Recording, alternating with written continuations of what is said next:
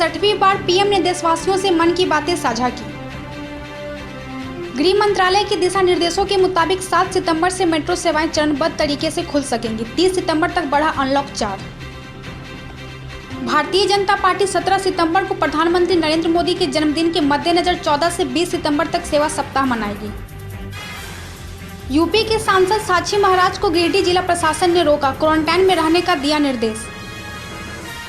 CM Hemant Soren ने कहा, मुहर्रम के इस महीने आइए आप और हम मिलकर परमात्मा से दुआ करें कि कोरोना की इस संकट से हमें जल्द छुटकारा मिले। यूपी के लखनऊ में मुहर्रम और वीकेंड लॉकडाउन के मद्देनजर शहर भर में सुरक्षा कर्मी तैनात। मध्य प्रदेश के मुख्यमंत्री शिवराज सिंह चौहान ने राज्य में बाढ़ की स्थिति को देखते हुए आज एक उच्च स्तरीय बैठक बुलाई।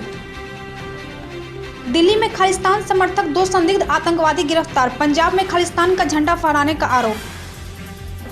कल पुलवामा में हुए आतंकी हमले में जान गंवाने वाले सिपाही प्रशांत शर्मा को गार्ड ऑफ ऑनर दिया गया। भारत के बाद अब अमेरिका में भी फेसबुक पर भड़काऊ पोस्ट को अपने प्लेटफॉर्म से न हटाने का आरोप लगा है। भारत में बीते 24 घंटे के दौरान कोरोना की रिकॉर्ड 78,761 नए मामले सामने आए, 948 लोगों की मौत। इस्लामिक धर्म ग्रंथ के जलाए जाने को लेकर स्वीडन में हिंसा भड़की, कर्फ्यू लगा।